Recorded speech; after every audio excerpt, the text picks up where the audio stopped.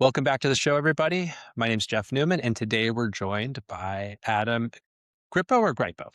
Grippo. It's Grippo, Italian. Italian. Excellent. And you are the owner of Belltower Funding.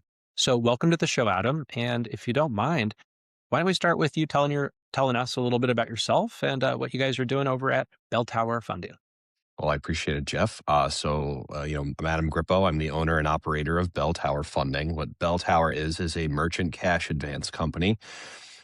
We market towards small and medium-sized growing businesses within the United States. And generally, what I'm doing on the day-to-day is I'm reviewing the cash flow of businesses. I am acting using kind of my underwriting background to review files that are originated to me by network of brokers that I've kind of cultivated relationships with over the years. I've been in the space for about 10 years, and I got to know a lot of people. I've worked with thousands of sales reps, and that has allowed me the ability to, well, basically fund small businesses, medium-sized businesses. And it's a kind of a wild and crazy world that I'm in, and I'm here to talk about it and answer any questions.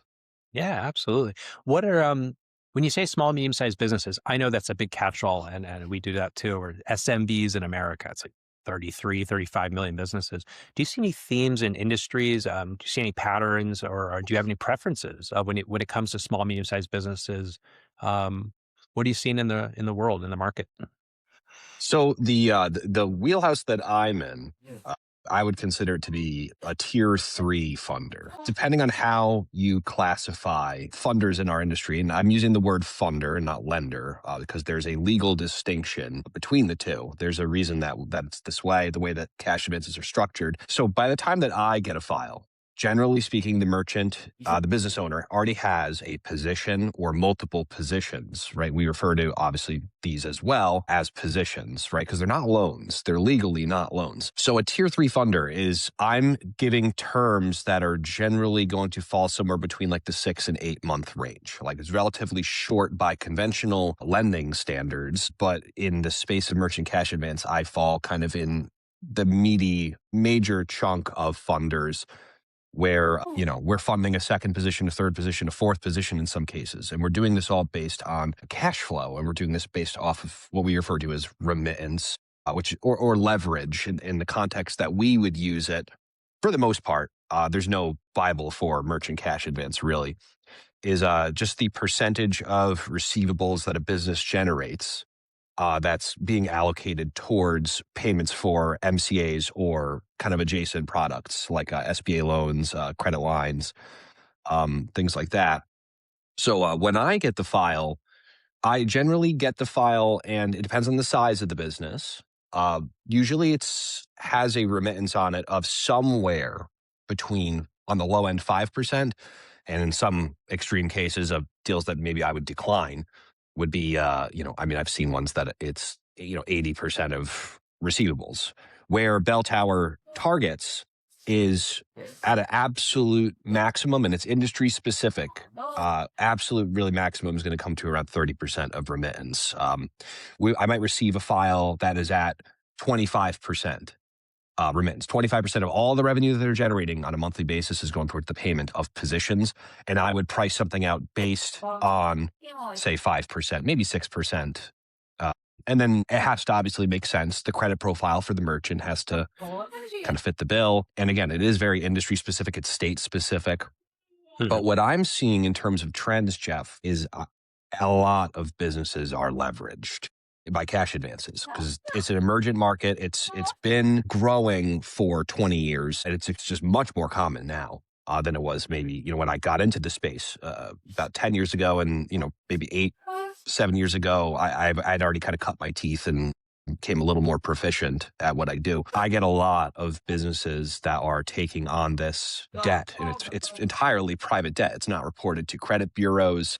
Besides the inquiry that you may get, like you'll get a hard inquiry when you fund a deal with like a tier one funder. If there's a UCC being placed on the business, generally, not always, but you'll see a hard inquiry before funding whenever you have a tier one funder funding a deal. And these are kind of larger, some cases they're part of publicly traded companies, those sort of funds. But people are definitely taking on a lot of debt right now, and it's kind of scary. And it's definitely something that I have to consider whenever I'm allocating my investors' funds. So you're seeing more people. Okay, so you've been in the industry for 10 years, and you're seeing a lot people take on more debt right about now than you did see for say 5 years ago, maybe during the pandemic, or how do you see that trend, and how do you see it with like the business cycle so far in your career? So there's a very clear um like line of, I don't know, I guess delineation of pre-COVID merchant cash advance and post-COVID merchant cash advance. Before COVID, I mean, it could be a little bit of like the glory days or the good old days sort of things, where pre-COVID we had a ton of paper contracts. I mean, we had generally we would consider a position to be over leveraged if they had greater than 15% of their receivables going towards the payment of MCAs. I mean, that was like, there was some very massive funds that, again, I won't really get into names, but if you're an industry guy, you would know the people that I'm talking about. And they used to give the deal, and we do everything based off factor rates, which is effectively it's a flat multiplier because we're buying receivables at a factor rate and exchanging cash to the merchant now in exchange for, we structure out a position over a term. But pre-COVID, it was pretty rare to see a merchant that would be, maybe over, it's hard to say, like, because you're always going to have those edge cases, but really seeing someone with like a 30% remit as a kind of a common submission, people would just not really give the money out as much. There was a lot less funders as well. These days they're a dime a dozen. I mean, there's I mean, I want to say thousands, but at the very least hundreds of funders now. And pre-COVID, it was you hit 15%, no one was really going to give you money. And post-COVID, a lot changed. Like this happened like during coronavirus. Like I was there when it hit. So I come from one of the largest brokerages in merchant cash advance. Mhm. A very big company. I would say it's probably the biggest brokerage in MCA today, especially. And I watched with COVID, it kind of changed in real time. Literally, just kind of the market starting to shut down and businesses starting to fail, and watching the government roll out PPP, and the EIDL program was expanded to businesses, to all businesses, instead of it being more of a regional. Hey, there was a hurricane. We open up the EIDL positions, and one of the best examples for that would have been Texas when they got hit with that hurricane right before COVID. Right. The EIDL program was offered to people in the affected regions. That way they could take a position out with the government and rebuild. They opened up to all MCA, and it exposed people. The reason I bring it up is it exposed people to incredibly cheap money with like almost, it seemed like very little in the way of, I guess, consequences for taking it. Right. And EIDL from the which is the Economic Injury Disaster Loan. Sorry, I keep saying that, from the SBA. It comes from the SBA.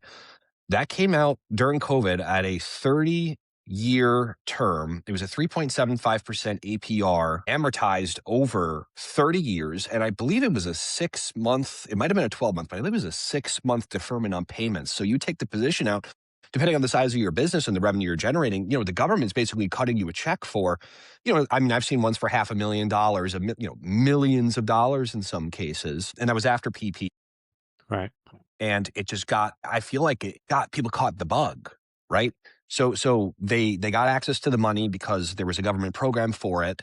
And then they need to make their payments, so their monthly payments. And then at the same time, you have a bunch of brokers who are calling all these businesses and selling the EIDLs, basically putting the word out, and then trying to facilitate the funding of the EIDLs to cop a fee, basically to charge a broker's fee, which that's a whole rabbit hole that we can talk about. But the point is that it's so much more common now.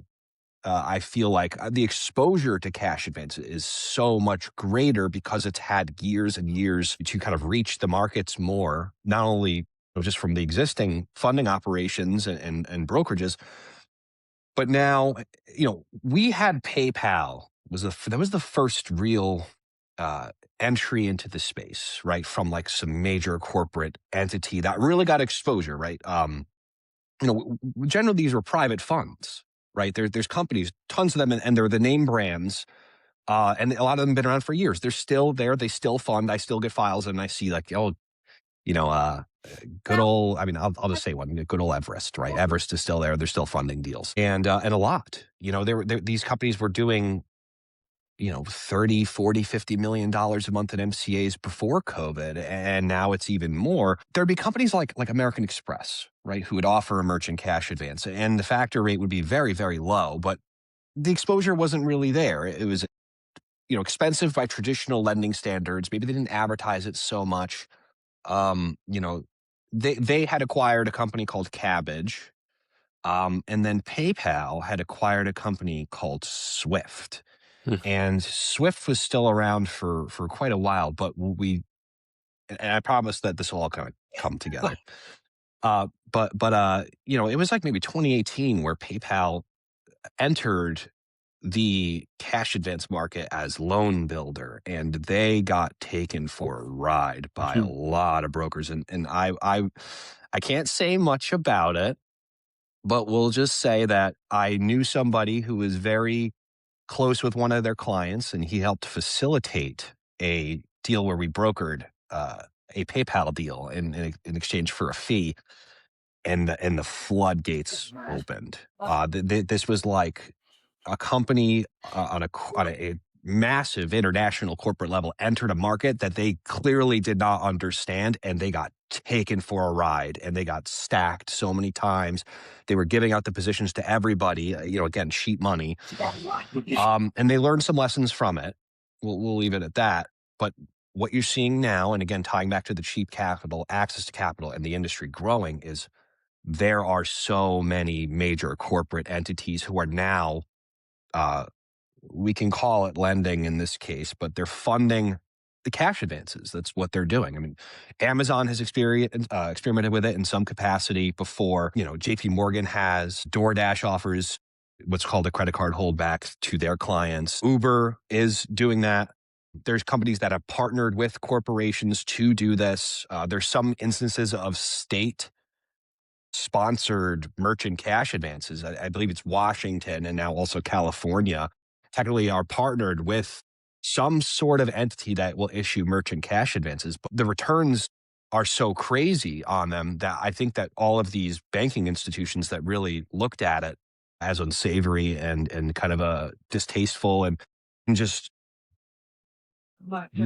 like the way I would describe it is, and the way I always described it, and anybody who knows me has worked with me, and I've worked with thousands of people, and I don't mean that in a hyperbole. I've worked with thousands of sales reps, and I always said that we were working in the wild west of finance, and the railroad was going to come into town eventually.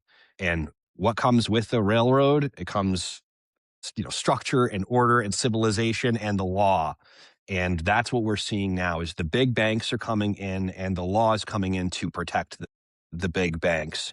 And it's to protect the merchant as well. And it's something we can kind of get into. The access to this cheap capital and now access to this institutional kind of corpo type capital that's it's right there in your face. I mean, you have a GoDaddy website, they're advertising a cash advance to you on the website. If you have a Shopify account, which, most people who do any sort of, if you do any sort of online service and you're using Shopify, you can just get it right through the platform now. And it's wild to see something that was like so frowned upon 10 years ago, so widely accepted now. And the consequences for that is, it could be pretty severe. When I see a file that, even 25% remit, depending on the industry, right? Because margin of profit is really important when you're pricing out an unsecured position. What are the margins of profit on a restaurant? They're thin. I mean, if you're making a 10% profit on your restaurant, you're doing amazing. So when you're giving the merchant a product that, you're basically paying 50 cents on the dollar in a lot of cases, or you're giving the merchant a product where, a percentage of their revenue is being held back to make payments. That would be the credit card holdback style, which is kind of how cash advance began. Anyway, not to meander too much on that. I think people are playing a very dangerous game of kick the can in a lot of cases, and it catches up to them. And a lot of what they do is, I'll just take another one. I'll just take another cash advance. I'll take this cash advance. And it becomes, it can become very unsavory. And I would say you can almost make an allusion towards, it's kind of like the drugs element. Like some people get hooked and they don't see that the best thing for you to do right now is to not take another one and to pump the brakes and really make sure that this is a smart decision, because people will give you the money. And kind of to round out that whole rant there is people will give you the money. There are all kinds of MCA funders. This is a under-regulated industry. I'll look at a file and I'll say, I don't want to give this person money. I'll decline on the grounds of affordability, because just because I could give someone the position, I give them the money and stretch it over my typical term. And, a typical Belltower term is, it's like, I would say 30, 32 weeks is a very normal approval. If I can't structure the deal on a term, like I won't even give a deal if it's shorter than 24 weeks. I'll just decline the deal, because I don't really like giving terms so short anyway, but just the strain on a business. Not everybody is looking at it from the perspective of, what does this deal look like 4 months from now? What does this person's business look like 4 months from now? Am I going to destroy someone's business by giving them this position? And a lot of people don't do that.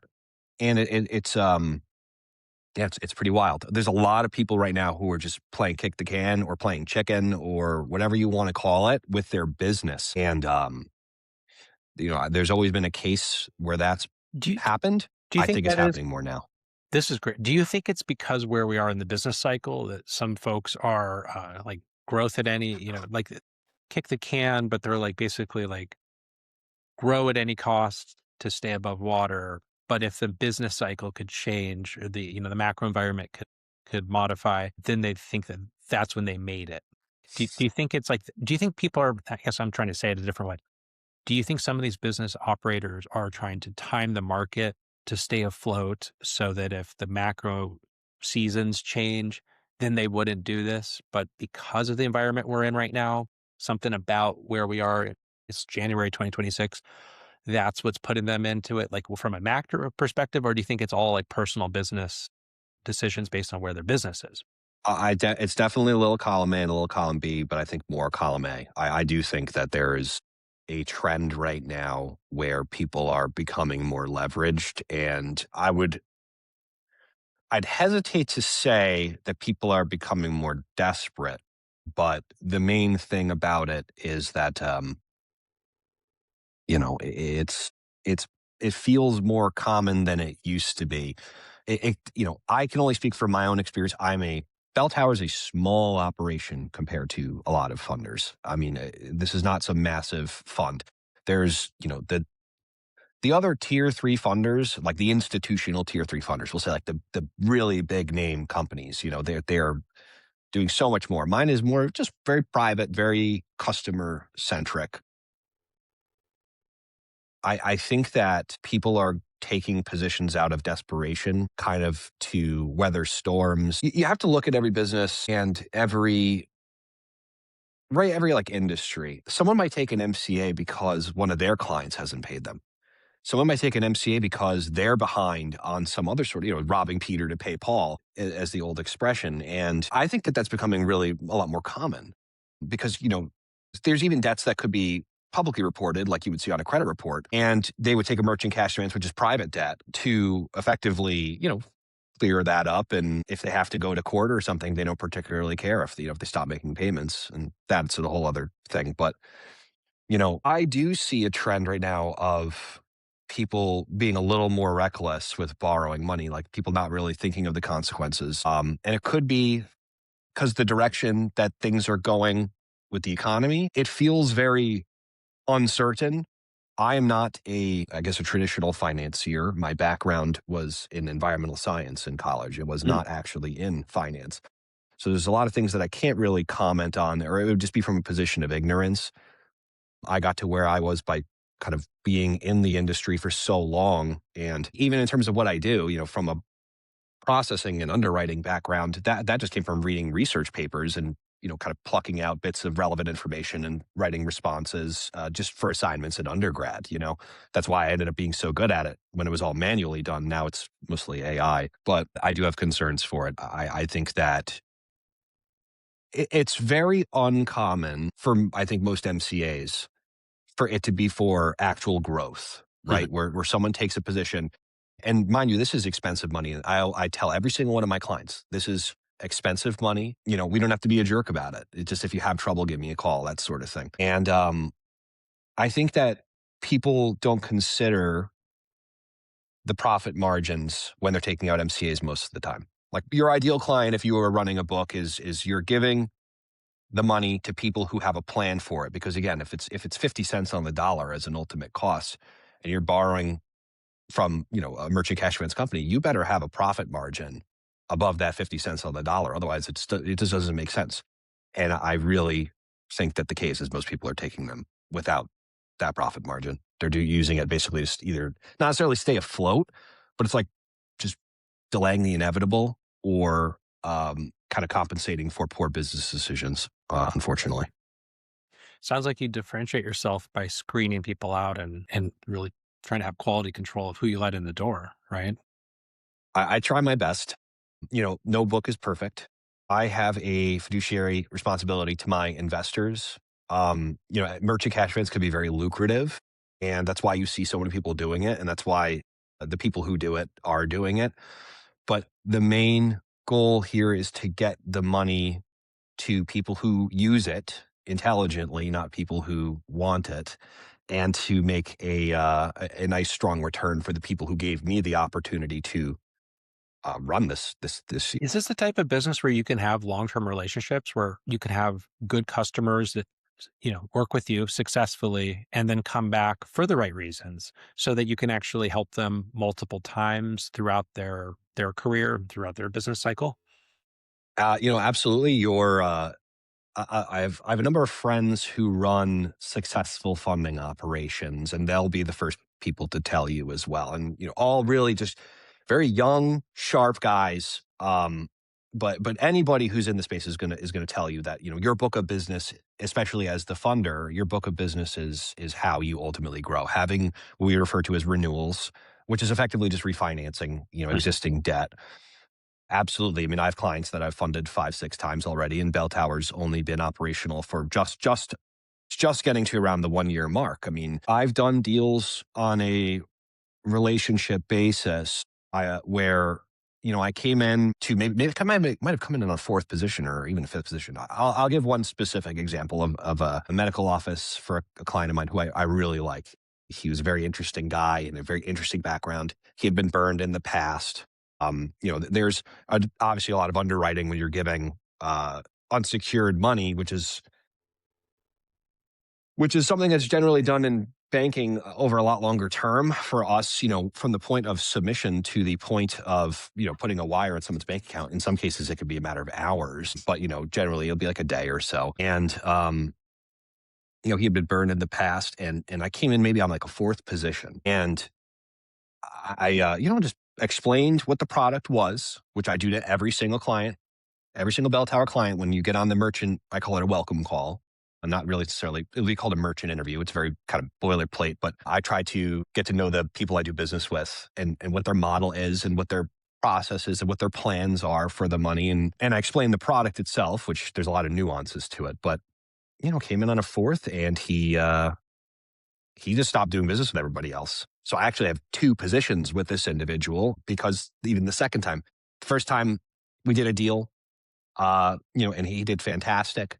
And he gave me a call. Maybe one of the positions might have fell off. And I think he just kind of was picking up what I was putting down, and, kind of explained what his plan was, that he had a really great opportunity coming up where he could kind of secure a new member of his staff, and he needed to provide a bonus for to Hmm. kind of win them. And we talked about it. We went over the numbers together, and I decided to do it. And I got him what he needed. And then that went really well. And then I, get a call out of the blue 3 months later, and it's the same thing. He didn't even really go to the broker. He just came directly to me. And, we still pay the broker on that. We always pay the broker. You always pay your broker. Um, yeah, a lot of people, there's people that don't. It's kind of messed up. But Yeah, same thing, hey, I have another opportunity and it's just you in the file now and I don't want to Yeah. renew with the other company.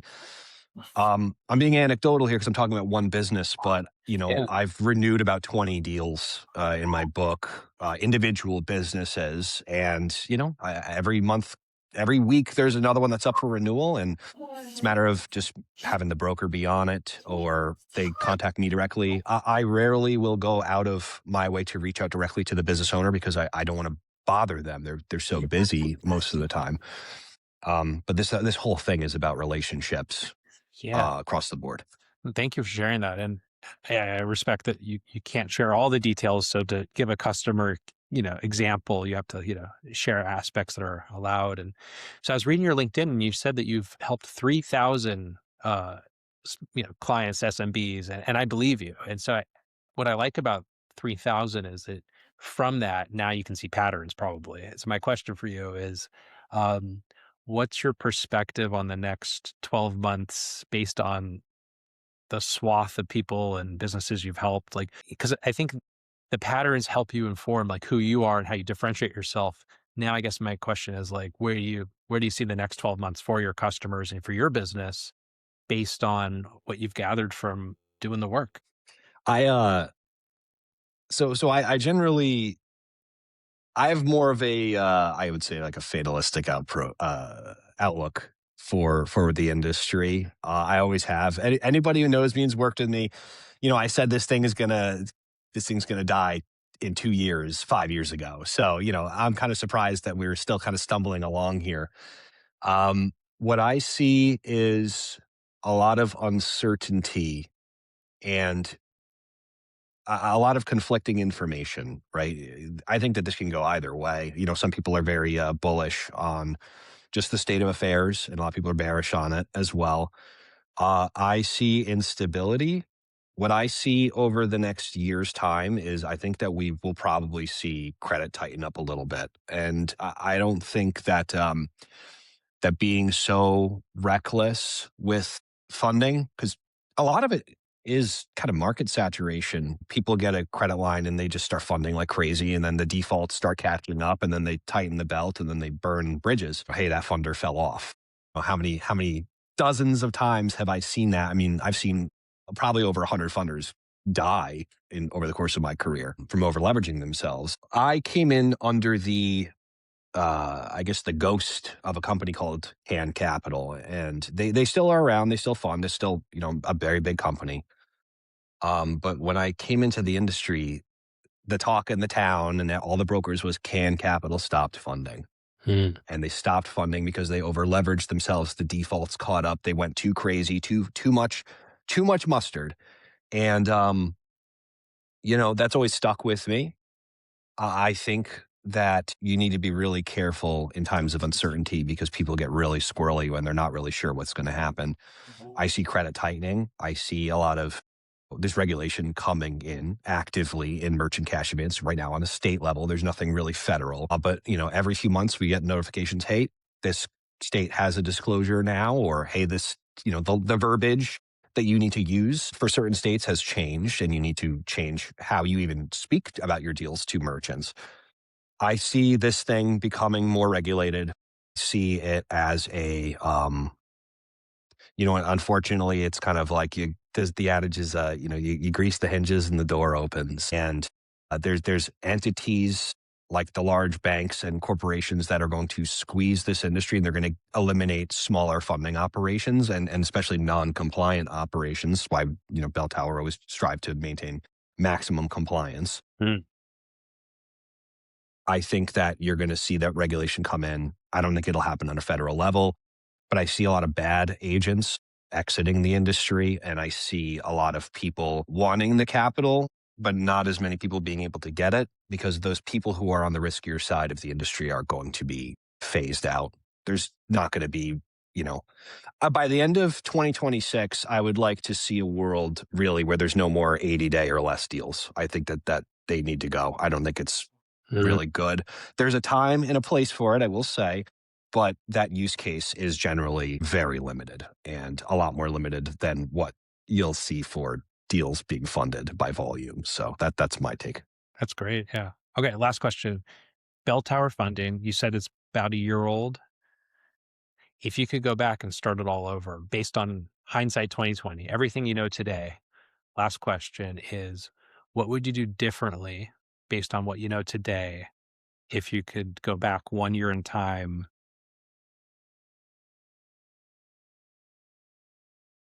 Well, you know, as sad as it is to say, a lot of my blunders earlier in the operation had to do with trust and being too trusting. I'm generally not a very trusting person. Again, you could ask anybody who knows me. I'm very skeptical, and I generally am not quick to trust. And the basis of doing business with somebody on these grounds is not enough to really trust anybody, unfortunately. I think that it can be earned. I think that there's clients that, if they called me today and said, listen, this is the plan. This is what I need. I believe them. There's ones that, I think it happens in every book of business where it seems like it's a good idea and it's really not.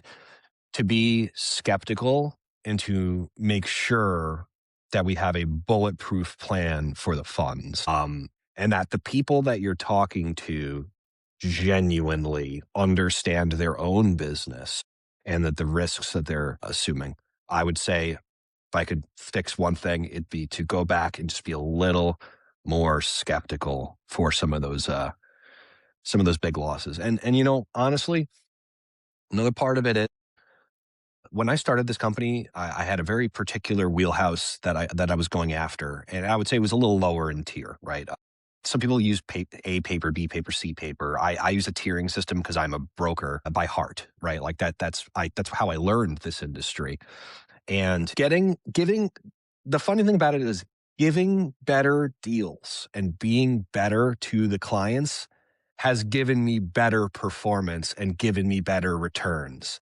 And I think that, yeah, you can run an operation given 100-day deals. That's fine. And you're going to have tons of success. And there's people who are going to take the deals. But you know what? It's just more headaches. Things are just, it's more in general because things are moving faster. Deals are renewing more quickly. And, deals are going bust more quickly. So Yeah. you just end up dealing with more headaches. So I would have been in this box that I'm in now. I like this wheelhouse, which is a very traditional MCA wheelhouse. This is literally a pre-COVID type Mhm. wheelhouse I'm in. And that was by design. It was kind of a glory days sort of thing. 6 to 8 months is a that's what a lot of the old tier threes used to really just stay right where what I'm doing right now. And I would just be a little more skeptical. That's probably what I would change. More skeptical. Thank you for one, for your time, two, for all of your insights, and yeah, and sharing your perspective on this industry and your business. And okay, so for people listening who want to check you out, maybe they want to check out Bell Tower Funding, where can they go? You go to belltowerfunding.com. If you want to shoot me an email, you send it to underwriting@belltowerfunding.com.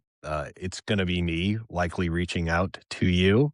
And, if you're a broker listening to this, I fund pretty good paper and I always do what I say I'm going to do. So, any inquiries, I would say direct them there. Belltowerfunding.com. Adam, thank you so much. And for everyone listening, we'll put links in the description. And yeah, have a great day, everybody. Thank you, Jeff. Thank you.